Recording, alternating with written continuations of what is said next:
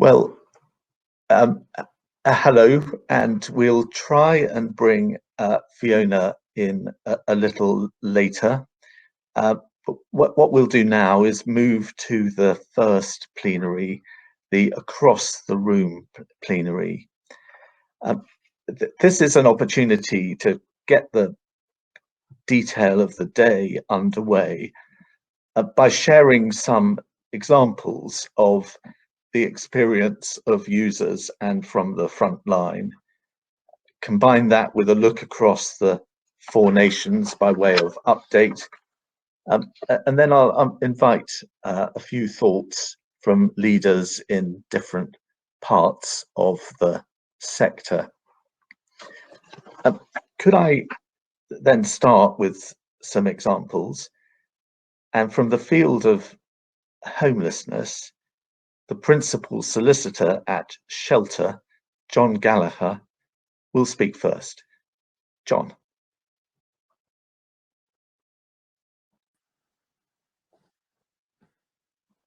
Thank you. Good morning. Can everybody hear me? Thank you. I'd like to use my precious 2 minutes to talk about a case scenario that is housing lawyers. It's an emergency homelessness case involving the practice that we call gatekeeping by local authorities. What happened was that our helpline received a phone call from a woman who was street homeless with her 6-year-old daughter. They'd been turned out by the woman's partner following a relationship breakdown. They were in a park and very distressed. Our advisor could hardly understand the woman through her tears. Told by the council that they couldn't help because she had rights to occupy the former home and she should go back there. It was a Friday and she was facing the weekend. My colleague phoned the council, but they were adamant that they were not going to provide temporary accommodation. So what next? The legal solution is clear. We need to send a pre-action letter to the local authority, and if that doesn't work, we apply for an emergency injunction as part of judicial review proceedings. But then the problems arise. How are we to get evidence of her means to allow us to obtain legal aid? How are we to get sufficient information from her in her distressed state in the open air to enable us to prepare her case for judicial review? More to the point, what were she and her daughter going to do for the rest of the day while we did the paperwork and waited for the duty judge to deal with the case, possibly well into the evening? It's almost impossible at the best of times, totally impossible during a pandemic. So we cheated. We're fortunate at Shelter because we have a hardship fund which enables us to accommodate our clients in an emergency to give us adequate time to do the legal work. So we used the hardship fund to put the family up over the weekend, and on Monday, the council backed down under threat of judicial review. On the face of it, that was a successful case. But without the hardship fund, we would have struggled to help her that day. And who knows what happens to all the other homeless people in parks or in cars or on night buses who have no chance of finding their way to a housing solicitor because there are none for miles around. A slightly downbeat thought to start the session off, but thank you for listening. John, thank you. An example next in the field of child poverty. I hope we can bring in Claire Hall from the Child Poverty Action Group. Claire. Good morning. Can you hear me there? We can. Great. So CPAG's access to justice work is focused on social security, and as a second-tier advice agency in bringing strategic test cases, in some ways we're one step removed from the front line.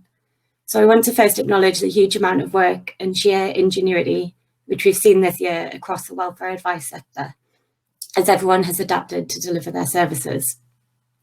An advisor recently told us about their client who has severe mental health problems and a hormonal disorder. They received the enhanced rate of personal independence payment, indicating that they're severely disabled. This individual had waited over 2 years for a work capability assessment for their universal credit claim. Several attempts to arrange the assessment had been made, but it hadn't taken place due to various issues, such as the individual not receiving notification of appointments. On one occasion, the individual tried to attend, but was hospitalised due to a panic attack. In the meantime, they weren't able to access the extra amounts of benefit they were entitled to. In this case, the claimant and their healthcare professionals had provided sufficient written evidence of their disabilities over the course of the 2 years for the assessment to be made on the papers. They sought advice from a welfare rights advisor who, after not being able to resolve the matter despite DWP escalation and without access to a legal aid solicitor, the advisor adapted and sent a CPAG template for a judicial review pre-action letter on the unreasonable delay. It was then that DWP, within a week, recognised that a decision could be taken based on the written evidence and found that the individual had limited capability for work-related activity. In March, DWP suspended face-to-face assessments for public health reasons, which has increased delays. Telephone interviews are now offered, but so many struggle with them due to mental health or hearing problems, and because they need a support worker with them. Paper assessments seem an obvious solution in the current situation, but they are not readily used. This example shows that solutions are possible, but we face challenges that those who most need advice and support are those who might find it most difficult to access at this time. Claire, thank you so much for that. Let's take a closer look at mental health with Raymond Sheehy. Raymond is the Chief Executive of Bridge Support, a mental health charity. Raymond.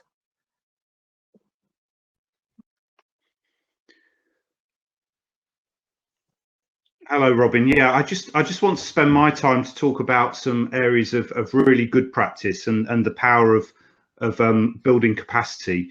So I have a team of support workers who support 150 people who through the last year have been going through lots of things, including personal independence payment interviews, all sorts of benefits reviews. And so what we've done is we've done a really good bit of work with a charity called Law for Life, which I'm involved with, where they have come and given us the tools to help people. And I think this is a very important thing. The last 2 examples showed that people who have no recourse to proper legal help, often the people they will turn to are the people closest to them or the people who they trust to help them, and that is our support workers working with people on the ground. So we're very much front line. So building capacity is really a key thing in this area, and the power of that capacity building has been shown by us, and in fact by a lot of studies that have shown that people who do get access to the legal help that they need often don't appear in other parts of the system. So across the system, it's very important, not just for people in their individual circumstances, but also for us across a system of health, of legal advice, of all of the other parts of the system which people pop up in. And there are massive savings as well. It's not just about people getting the right advice and being able to help themselves, which I think is the main point of what we're trying to do in our work. But also there are immense savings that take place across the system. So our support workers have been helped through a sort of series of training events to be able to know exactly where to go. And I think there's one other place which my support workers go to, which is an immensely helpful resource, the Advice Now website, which I would say to anyone who is in sort of in need, regardless of their status, could look at that and actually get some of the support they need. And my support workers use that all the time. So I sort of wanted to bring a bit of hope that there is some good stuff going on out there. But I do feel as though the help that people turn to first is going to be the people around them and in their communities. What we do in our communities is probably the most important thing for helping people in the first instance. So thanks, Robin, for inviting me to speak today, and I'm looking forward to hearing the rest of the contributions. Raymond, our thanks to you. Let's turn next to the law centres, to the advice sector in the front line. And the director of Hammersmith and Fulham Law Centre is Sue James. Sue.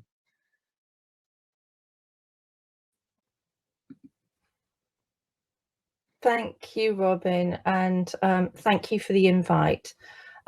Today, I wanted to talk about how COVID-19 had changed our client base to a certain extent and the type of client who is seeking advice. We had possession cases stayed, but we were inundated with employment cases, mostly furlough dismissals, but a really large amount of sex discrimination cases and other discrimination. We didn't have an employment worker, but we wanted to respond to the needs of the community. So we set up a partnership with Garden Court Chambers to deliver that advice. And I'll just give you a very short example of one of the cases. Names have been changed. So Roy had worked on the shop floor of a supermarket for 22 years. He was unable to wear a mask in COVID because of breathing difficulties and had a lanyard that explained this to customers in the store. This had been authorised by the store manager. He was having difficulties though with the floor manager, who he says picked on him, challenged him and ignored him at work. And on this particular day, the floor manager asked Roy why he wasn't wearing a mask. He explained why. And the floor manager asked him to go to his office. Roy got upset and walked away, and then was dismissed for insubordination. Roy's friend phoned and explained that he thought that he had learning disabilities and he got anxious under pressure. When we spoke with Roy, he said that he was accused of being angry and waving his arms, but things didn't happen in that way. And now he's been dismissed. So we have used the data we've obtained over the last 8 months to show why an employment solicitor is really needed at the law centre. And we secure very short-term funding from London funders, but that ends soon. We can take on Roy's case now, but when the funding runs out, Roy will have to apply for benefits. This is more complex than we know.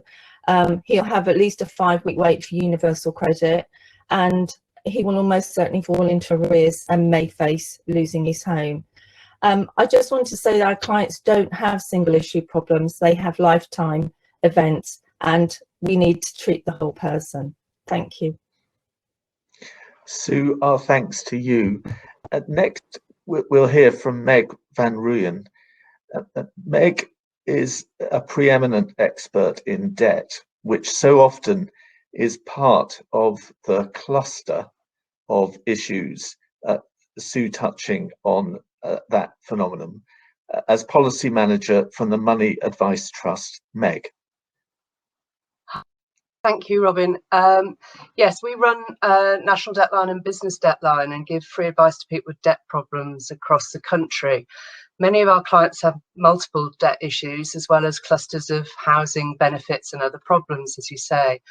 Approximately 40% of National Debtline clients have what we call a deficit budget, so their income isn't enough to cover their household bills. They may already be struggling with mental health and other vulnerabilities, and the stress of dealing with court action can make mental health issues much worse. We hear from people who are facing county court claims and enforcement action in the county court and high court.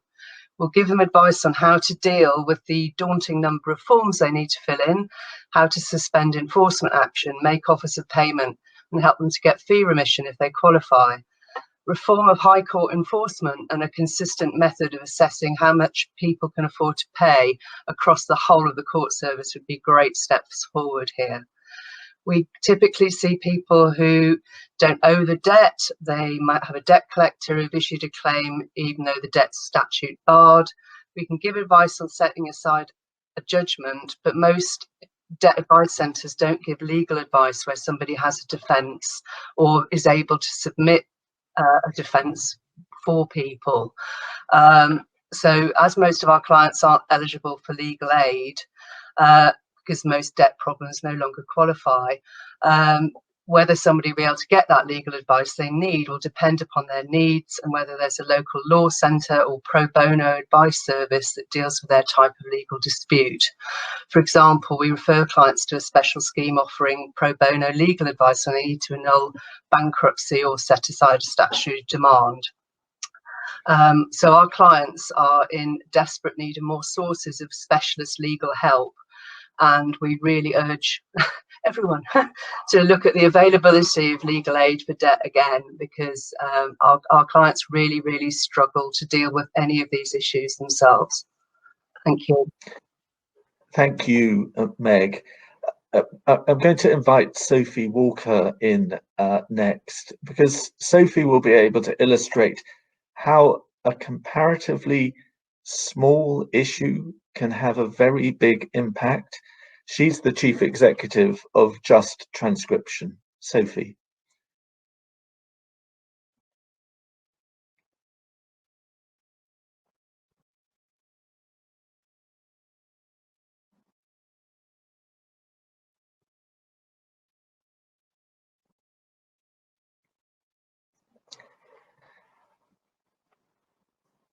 Right, we'll need to move on. There's a problem with Sophie, but can I mention that within our audience today, we've heard from some of those who know a lot about those facing the need for access to justice. But we also have represented big charities like Access Social Care, MenCap, and Age UK. We'll now go to Professor Grainne McKeever from Ulster University, who has particularly researched the position faced by litigants in person.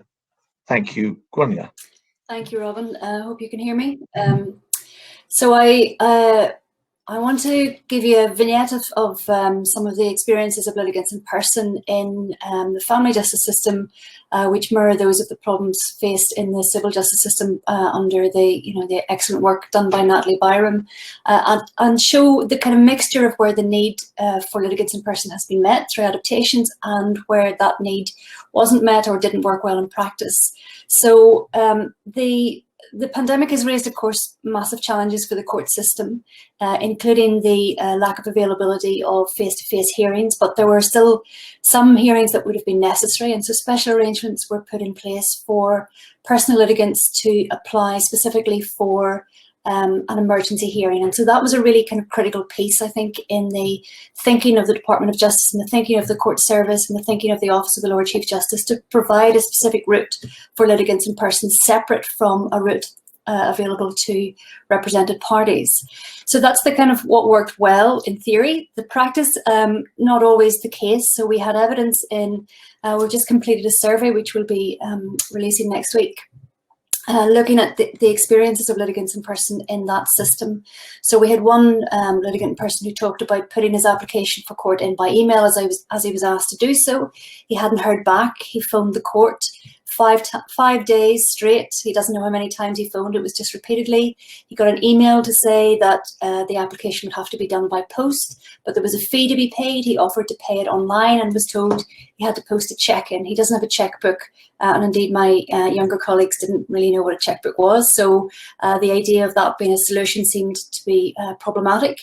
And so in any case where the litigant in person does manage to get in through that route, that's obviously a success. And we're now starting to see some greater engagement particularly by the judiciary in the particular needs of litigants in person in that system under COVID.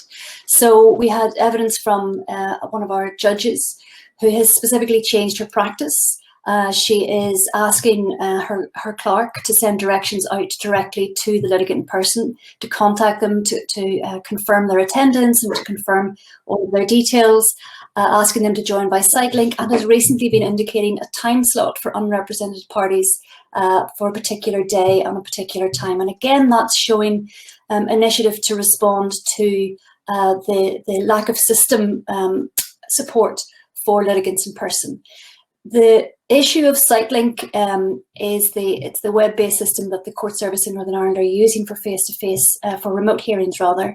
The same issues are happening for litigants in person as have been happening for everybody else around connectivity and hearing and sound and so on. But for litigants in person, we're seeing this layer of confusion, not knowing what's happening, not being able to follow it. For those who had Mackenzie friends, there was inconsistency on whether the Mackenzie friend would be allowed to attend or not. And so that inconsistency that we saw in face-to-face hearings is following through into remote hearings and provides an additional complication that needs further thought. Whenever somebody has a hearing, while one judge was able to direct her clerk to contact litigants in person directly, the arrangements for others may be a little more ad hoc. There is now, it seems, a system whereby where a litigant in person is identified as a party, that the court service staff will make direct contact with the litigant in person. And again, that's recognising the gap that litigants in person would have fallen through, where they didn't have a legal representative who was aware of the date of the next hearing. And so if they hadn't attended, they wouldn't know themselves when that would happen. So again, that's a positive, that we are seeing the system respond to the particular issues around litigants in person, but it's not necessarily systematic or robust at this stage, or consistent enough for us to be able to rely on it. And where the hearings are happening, the confusion, as I've said, still exists, but with litigants in person unable to, many of our remote hearings are being held through solicitors' firms, and so the represented party is attended by their solicitor. And so the issue for litigants in person is that they don't have support, and they're reporting that they feel that the remote system is very intrusive and very intimidating. So one litigant in person who reported to our survey talked about the idea of having somebody in her living room, having all of the parties in her living room, and particularly her ex-partner with whom the contest of custody was with. So those issues are perhaps more critical for litigants in person than they are for those who are represented. And then finally, the issue of delay in hearings and contact or getting enforcement orders. There are only some cases that rightly will be judged suitable for hearing remotely. Those cases that are contentious, that are about finding facts or final hearings, are more likely to be adjourned, but equally hearings involving litigants in person will be more likely to be adjourned to enable a face-to-face or hybrid hearing. So while there is a good reason for that, it also adds the additional delay that represented parties may not face in quite the same way. So essentially what we're seeing is that the same issues that have arisen in our previous research for how the litigants in person are supported within the court system are still there.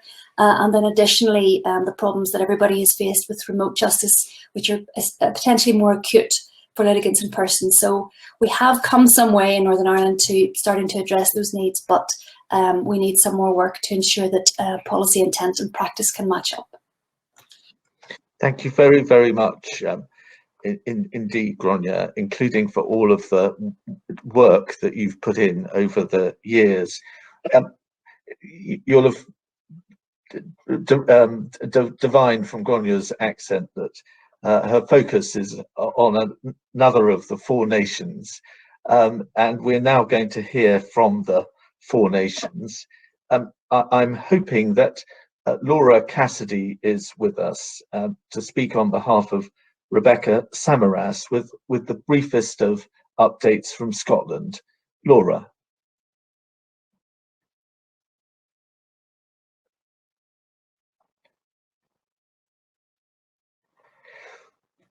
We'll move to Wales, and from Wales, the chair of the National Advice Network of Wales is Fran Targett, and if Fran is with us, we'll hear from her now.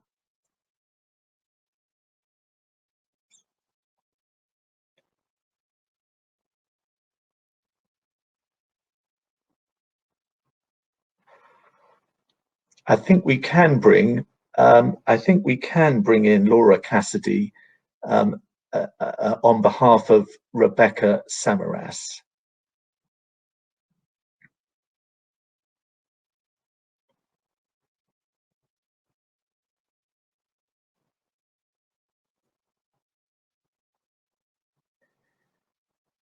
And if we can't, then back to Fran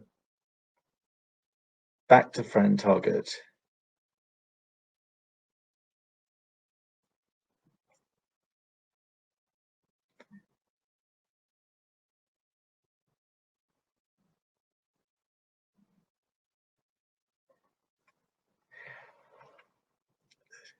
Thanks to everyone for bearing with us. We'll soon be back on course. I think Fran is just about to come in. Fran, you're so welcome. Yeah, from Wales. My apologies. So from the Welsh perspective, just a few minutes of what we're up to. Our Welsh Government Minister has agreed to a vision for advice, which means we have political commitment to, and I quote, a quality national advice service free and accessible to all, improving the well-being of people in Wales. But despite that overall commitment and current and ongoing funding commitments from the Welsh Government for social welfare law in particular, there isn't sufficient funding or supply to deliver the advice needed by people without means. The amazing changes in delivery over this year are commendable, but there remain many who are excluded because of digital exclusion or, importantly, digital poverty. And we mustn't forget that.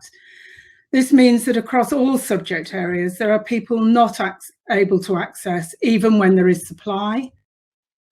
Those who can access already outstripping supply, particularly relating at the moment to benefits advice, employment, especially discrimination, and housing.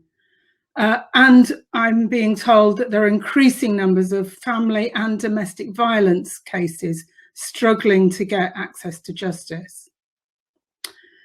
What's not being met? The range of casework offered in a holistic fashion to meet people's needs in terms of the clusters of their problems. It's important to understand, I think, that the whole range of support from information, initial advice, casework through to specialist and representation are all needed.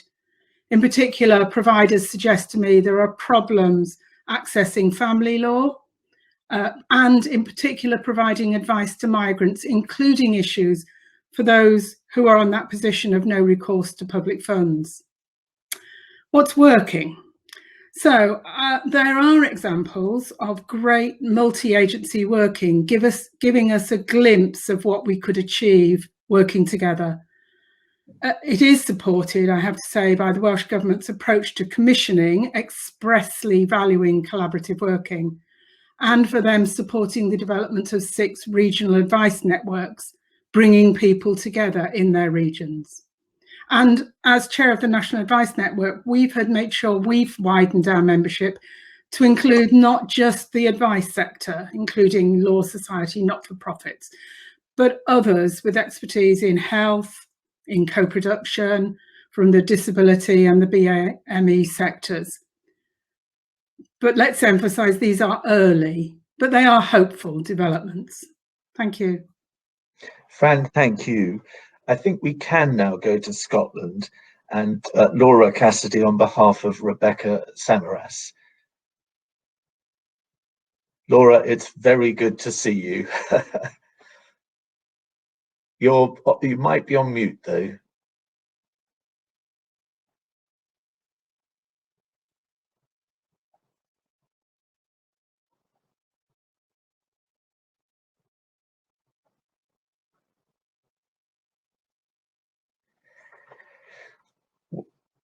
We're in difficulty there, I think, with Laura. So we'll go on, I hope, to Northern Ireland. Stephen Martin is the Deputy Director Enabling Access to Justice of the Department of Justice in Northern Ireland. Stephen, welcome. Okay, thank you, Robin, and good morning from a damp Northern Ireland. I'm just going to talk very briefly about housing for 2 reasons. Firstly, because that's my professional background for many years, and secondly, because I think common to the rest of the UK, there's been a massive growth in the proportion of lower income households living in the private rented sector in Northern Ireland, and we've been concerned for some years now about their access to justice, particularly when there are disputes with their landlords. We've done a number of things. A few years ago, we introduced a tenancy deposit scheme, which was one of the main areas of dispute, with quite a successful dispute resolution mechanism as part of that.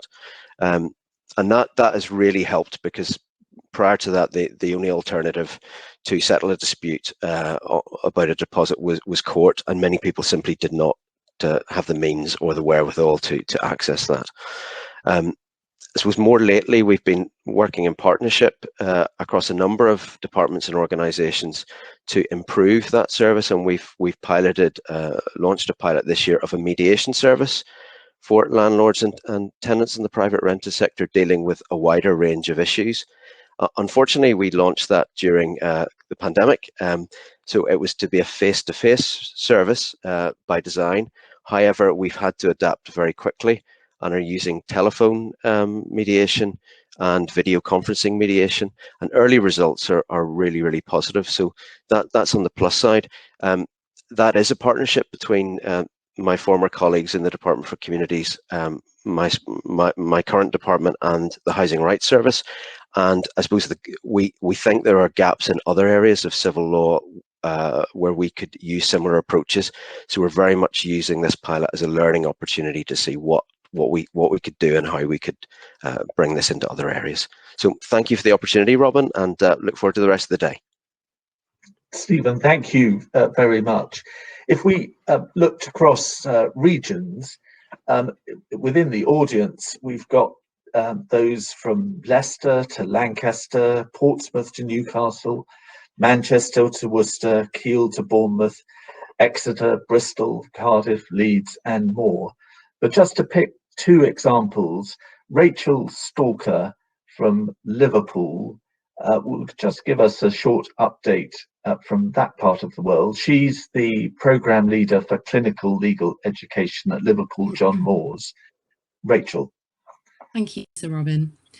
The Liverpool City region has long had high levels of deprivation, and there have been 14,000 extra claims for benefits since March alone.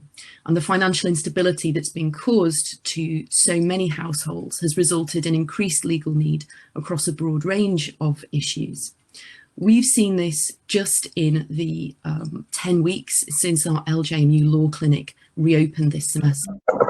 We remote service via Teams and telephone for family, civil, wills, employment, and some commercial matters.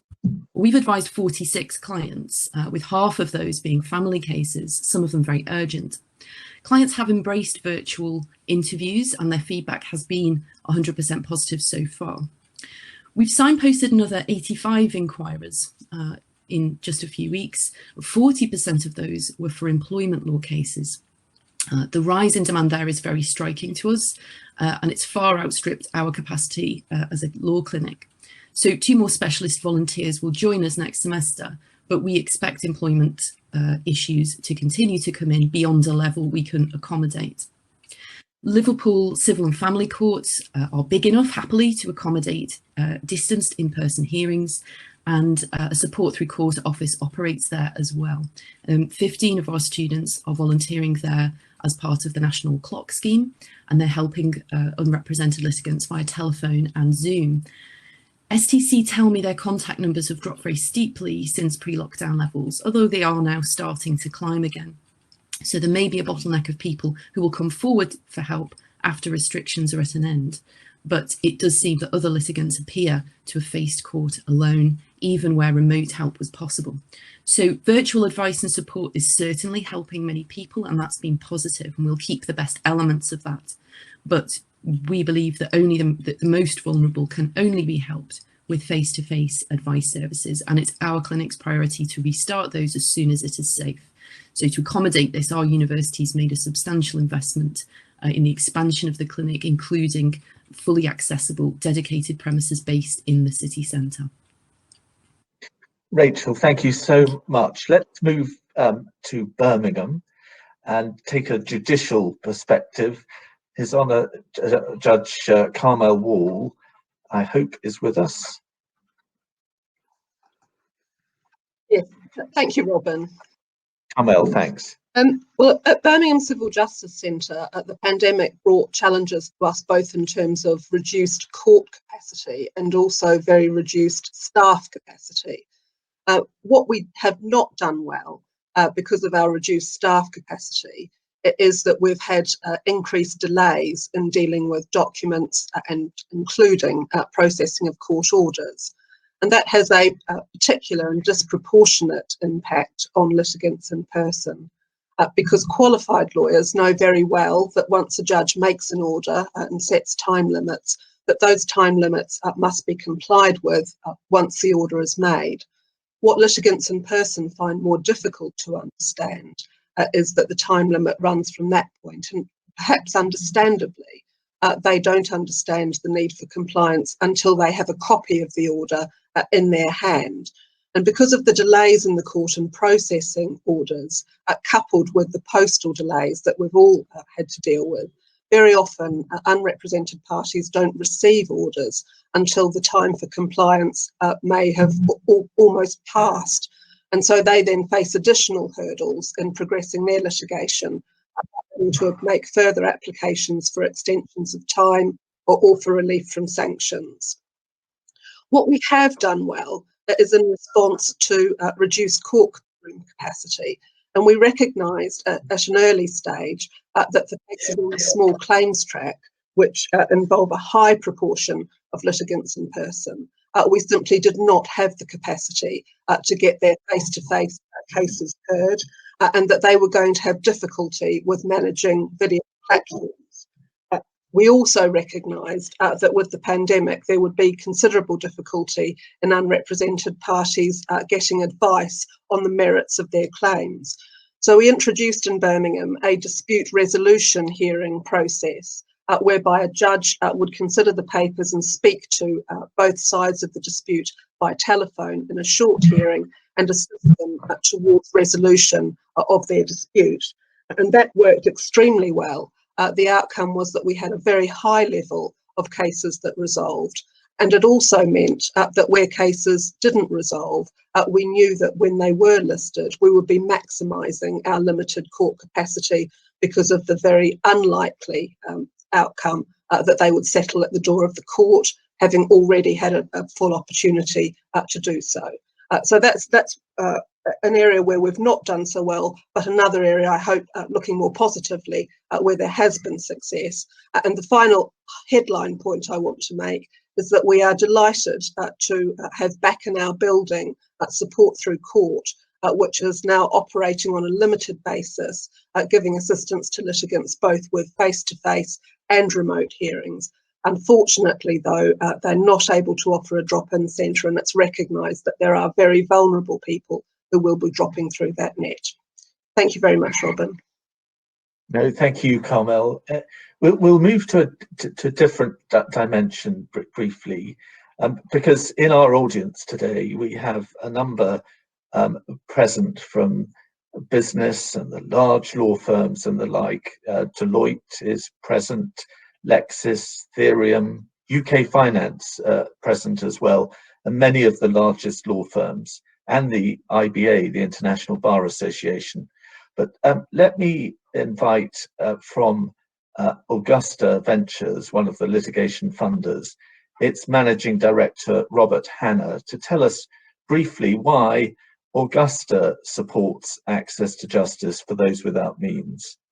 Robert.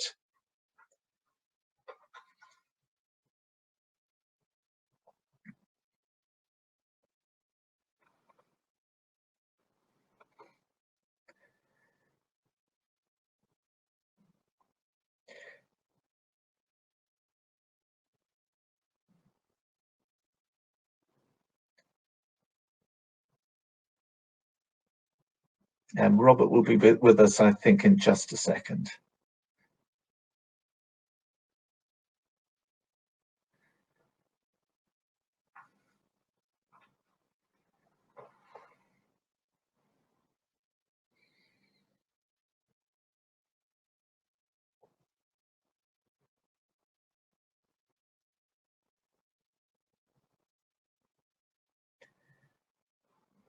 Okay. We may, I hope, be able to come back to Robert in a second, but Guy Pendle from CMS, one of the world's largest law firms, was also going to give his response to that question. Why does, in this case, CMS support access to justice for those without means. Guy. Good morning, Robin. Thank you, and welcome to everyone. It's good to be here, and Robin, well done for managing all the technology as well. For CMS, I think there's a few layers to this. The starting point is I think it's about doing the right thing. We've got some 8,000 staff across over 75 offices around the world. And we recognise that actually we have a contribution to make to all of the communities in which people, our staff, clients and others live. So at a human level, that's one of the reasons why we do it. But then I also want to look at this from a much bigger level as well. And that is CMS, probably like a number of large organizations, do support the UN's Sustainable Development Goals. And SDG 16 is often cited, and it's summarized as peace, justice, and strong institutions. But if you actually look at what the full goal is, it reads as follows: promote peaceful and inclusive societies for sustainable development, provide access to justice for all, and build effective, accountable, and inclusive institutions at all levels. And I think that gives you an indication of why probably any law firm really recognizes the value in contributing to and supporting access to justice, including for those without means, because these aren't things that you can pick and choose. And I think that links into another point, which probably is not discussed as much as it should be, and that's the rule of law. So in Lord Bingham's book, which he published in 2010, he broke that down into 8 sub-rules, and I suspect there are people in the audience who know this better than I do. But Principle 6, or Sub-Rule 6, has been described as the state must provide a way of resolving disputes which the parties cannot themselves resolve. And it was actually put that way by the then Attorney General, Sir Dominic Grieve, in September 2013, and I think this underlines the same point, and it underlines why I think any large commercial firm in the space of law supports this, because you can't cherry pick this. If you support the rule of law, if you support the Sustainable Development Goals, then you have to take them lock, stock and barrel, and that means providing access to justice for all, providing a system which provides availability for all, and that the government can support that as well. Thank you, Robin. Thank you, Guy. Guy, the head of disputes at CMS, as I say, one of the largest law firms in the world. We'll move to ask a small group now, and then I believe we'll be able to bring Fiona Rutherford back in. We'll ask a small group now to share with us briefly something, a single thing that in their view is achievable and could make a difference for access to justice for those without means. And first, Dr. Simon Davies, Director and Innovation Lead at Omega Alpha, a real strategic thinker, if I may say so, and someone who's contributed hugely to the cross-sector roundtable that has been a feature of the COVID-19 period. Simon. Good morning, Robin. Good morning, everyone. Thank you. Civil justice relies on the application and the skill and knowledge, the capability of its contributors. Having the right tools and technology, the time and space to learn to use those tools well, and encouraging the behaviours and actions which underpin their effective use is fundamental, but quite frankly doesn't happen often enough. Let's be really clear about what we need to use, provide the training and time and learning resources to use it well in order to enable the greatest support to people most in need. And let's iron out the things that don't work rather than putting up with inadequacies. The right tool for the right need at the right time. The knowledge, the skills and confidence and application of learning. A bit like being a good legal advisor. Not innovation for innovation's sake or bright shiny toys from tech pushers. The proper application of what works in a particular environment and the conscious effort to make it work and resolve problems when it doesn't. A chef with a blunt knife is both dangerous and ineffective. So please don't blunt your value. Sharpen your axe and use it wisely. Learn, be aware, then decide what you're going to stop, to keep, to start. Sometimes that needs support, and that's okay. Reach out. Please don't struggle through with your blunt axe. Thank you. Simon, thank you. I hope Jodie Blackstock, the Legal Director of Justice, might give her something achievable and that could make a difference next. Yes, thank you very much, Robin, and thank you for inviting us to give something of this nature. At Justice, we believe that information about going to court and tribunal for lay users is essential, about how the system operates. That's for litigants in person and witnesses alike. We produced a report called Understanding Courts in 2019, and the recommendations of the working party for that report were that we needed to place lay people at the heart of the justice system, rather than treating it as a place where legal professionals go to work. In order to do that, there are some features that need to change in our attitudes.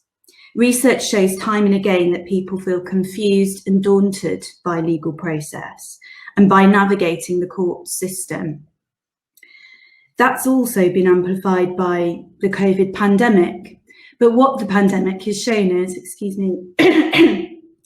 is that professionals are now in the same position as lay people, trying to make use of remote proceedings. And that reveals to us quite how hard process can be to navigate for people who have not done it before. So what we need is simple, accessible, and user-appropriate information. This can give agency to people and reduce that distress and confusion and make sure that people are able to give their best evidence about their case. We've been working with HMCTS over the past year in different jurisdictions to produce leaflets, posters, and now a video about joining video hearings, which is accessible for civil, family and tribunal proceedings. There's a lot more work that can be done across this space, and everyone on this call today can assist in that process. Thank you. Jodie, thank you, and Justice, the charity. The next person I hope we can bring in is Rita Leet, who is the Chief Executive of the Institute of Paralegals, one of the largest professional grouping within the legal sector. I hope Rita is able to join us.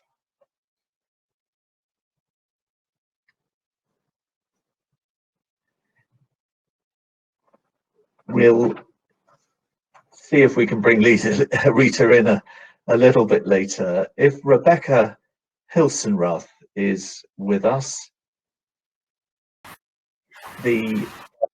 Rebecca, who is well known to many on this call, the Chief Executive of the Equality and Human Rights Commission, playing a redoubled crucial role in these times. Rebecca, something achievable and that could make a difference. Thanks so much, Robin. I'd like to answer within the context of this very challenging year. We've all seen throughout the pandemic the exacerbation of entrenched inequalities, and our concern at the EHRC is that those gaps will widen. So I believe that access to justice for breaches of equality legislation is therefore going to become increasingly important in the time to come for the disabled, for ethnic minorities, for women, and for others who've seen their life chances diminish. So my offering is about the availability of legal aid in discrimination cases. We carried out an inquiry on this topic last year, and one of the areas we looked at was funding for representation at court. We found that this was only granted for 0.5% of discrimination cases where an application had been made. And this may in part be caused by two misunderstandings about how the funding rules apply to discrimination cases. One is about the fact that discrimination claims are often treated as being primarily for damages, even when they seek additional remedies like an injunction or a declaration. And this makes it very difficult for them to pass the cost-benefit test, as their complexity means that legal costs tend to be high, while damages awards tend to be low. A different test applies to claims that are primarily not for damages. And the second misunderstanding is the assumption that a discrimination claim brought in the county court will be allocated to the small claims track, whereas in fact representation funding is not available. In fact, the complexity of discrimination claims means that they're often allocated to another track where funding is available. So we think these misunderstandings could be cleared up by some quite simple changes to the Lord Chancellor's guidance, which should recognise the importance to the individual and society of challenging discrimination, and advise as a general rule a discrimination claim that seeks other remedies should not be assumed to be primarily for damages, and highlight that county court discrimination cases, regardless of value, should be allocated to the fast track or multi-track as a result of their complexity. And it's perhaps worth finishing off by saying that all these things point to the complexity of this area of the law and therefore the barriers to self-represented litigants. Thanks so much. Rebecca, thank you so much, both for that contribution, but for all the work that the Commission has been doing. A final contribution on something achievable was to be invited from Simon Davies. Simon Davies, I hope may be with us.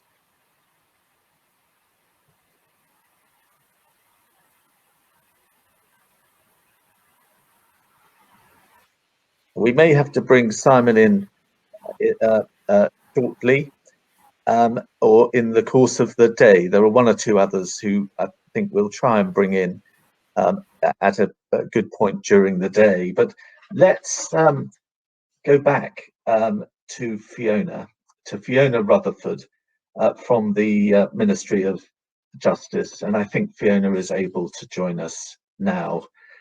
You're very, very welcome, Fiona. Thank you so much, Robin, and apologies for any impact I might have had on the timing of the event as a result of the technical issues. I'd like to start by thanking you and the Civil Justice Council for organising this 9th annual Forum for Access to Justice for litigants. Without today's event couldn't be more important or more timely. It's a real pleasure to be here and to have the opportunity to speak to colleagues with such a shared and broad commitment to justice. It's timely that this forum with such a full and relevant agenda is taking place at the end of a very challenging year. Despite the difficulties, we have much to be proud of collectively, and I hope that the spirit of working closely together, learning from experience and from each other, and embracing the benefits of technology and new ways of working all serve as positives from a difficult year, which put us in a better place to face the future. I'm very proud to lead the Access to Justice team in the Ministry of Justice. We work very closely with the HMCTS and Judiciary and all our stakeholders and partners across the country who make justice happen. We have our separate roles, but a common purpose, and never more so than at this time. It's been an extraordinary year. In March, as the first lockdown started, we had to reprioritise our work to support the Lord Chancellor's priority to make the necessary arrangements and adjustments to ensure that where possible, the wheels of justice stayed turning. Part of this included supporting HMCTS by relaxing court deadlines, waiving some court fees, and supporting the judiciary to prioritise urgent cases. We've moved into recovery phase so that the courts can resume more and more activity in a safe and efficient way, and put plans in place to address the inevitable increases in backlogs. It's been hard work, but I've been impressed by how everyone has risen to the challenge and how so many in the legal field have gone above and beyond. Many of the new ways of working, for example, around more virtual hearings, will, I believe, bring long-term benefits. One area I'd like to highlight is the work that we, and I really do mean we, as this was a collective endeavour, that we did at great speed and across sectors in housing possession cases at the Master of the Rolls mentioned earlier on, to respond to the public health risks of continuing evictions during the pandemic. My team worked closely with HMCTS, the Senior Judiciary, and many others as the Civil Procedure Rules Committee put in place the stay on possession proceedings to keep people safe. When possession proceedings resumed in September, excellent new working arrangements were in place in court as a result of the work of the cross-sector working group set up by the Master of the Rolls under Sir Robin Knowles' expert leadership. One outcome of this was to improve the quality of information sent to court users at various stages of the process, signposts to advice agencies where appropriate. This is political, as you all know. And similar to alternative dispute resolution, MOJ and the Ministry are setting up a new mediation pilot from next February, which will help tenants and landlords to resolve their disputes amicably and constructively. So what about identifying access to justice needs and solutions in light of the pandemic? COVID-19 has, of course, changed the policy context dramatically in a very short time. We've had to revisit our understanding of people's behaviours, needs, and paths to justice. Demand for legal support and legal aid has, not surprisingly, been increasing. The pandemic has significantly impacted people's financial, social, and family circumstances, exacerbating life problems. We know that financial volatility, job security, and family stability underlying in a legal problem equally distributed. They are associated with the financially disadvantaged, the vulnerable groups reporting both more problems and greater negative consequences from those problems. This will not be news for those attending this conference. These challenges are significant. There are reasons to be positive. I've been encouraged by the quick response of those involved, and in particular the positive attitude towards engaging and collaborating with one another and with the MOJ. For our part, the government has tried to support these efforts. At an early stage, the government made £750 million available to support the third sector. £5.4 million of this was specifically targeted on grant funding for not-for-profit providers of specialist legal advice. This funding, delivered with the help of Access to Justice Foundation and the Law Centres Network, helped to give frontline organisations the financial resources and an important breathing space to adapt their operations to meet the challenges posed by COVID-19. In the early days of the pandemic, it seemed that almost half of the law centres in England and Wales were facing potential collapse, and I'm really pleased that our funding helped to prevent this outcome. More pleased than you can know. This year, we have also launched our new £3.1 million legal support for litigants in person grant to work with providers to enhance litigants in person. The grant is joint and providing pro bono legal help, provide litigants after new regional and help to results. Grant is on top of $1 million has in 2015. I'm just going to pause. I can still be. We can hear you, Fiona. We can't see you, but listening to you is please do. It's really valued. Thank you. Thank you. Looking ahead, then, we will continue to work with the legal practitioners and providers of legal support, as well as representative bodies, to keep the legal aid market under close review to ensure access to justice is maintained. We're already working closely with many legal aid practitioners on our proposals for the legal aid means test review, and this is due to be published in spring next year, and is a vital piece of work to ensure the most vulnerable can get the support that they need. We're conscious that income and capital thresholds have remained unchanged for many years, and it was the right decision to commit to reviewing not just these thresholds, but the means tests more generally. We're also considering how we can improve our understanding of how legal need is changing as a result of the pandemic. In collaboration with the Cabinet Office's Open Innovation team, we organised a roundtable in the summer with leading academics and experts to consider creative approaches to monitoring changing legal need, and we're currently testing some of the recommendations. We've also encountered new questions, such as how the phasing out of lockdown mitigation measures will impact on legal need, and in particular, the needs of the most vulnerable, and we'll look to your help in answering this. So what about the implications of technology for access to justice for those without means? One aspect of the pandemic which may have been more positive consequences forward the embracing of technology. Lockdown restrictions have left some vulnerable people less able to access the support they need. The pandemic has also provided a huge catalyst to the wider consideration of how we can use technology better within the justice system. In virtual courtrooms and remote access, but also improve the resolution process of types of cases. So it's timely that there's over £1 billion of investment in tribunals to transform the system, including introducing 21st century technology and digital to encourage efficient. Over 3 people action consistent pandemic digital services reduce the backlog. Query hearing centrally. We have servers to reduce costs. Also wants to encourage those who can resolve it outside court to do so.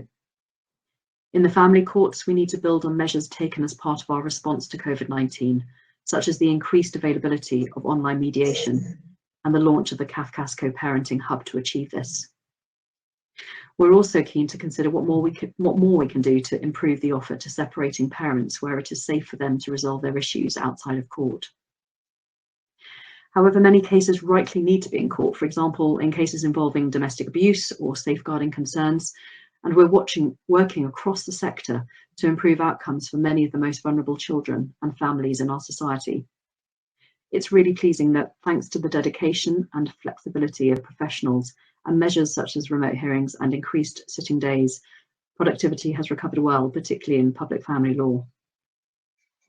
We're also looking to implement other key reforms, including the recommendations of the Harm Panel report on how the family courts deal with allegations of domestic abuse and the Divorce, Separation and Dissolution Act 2020.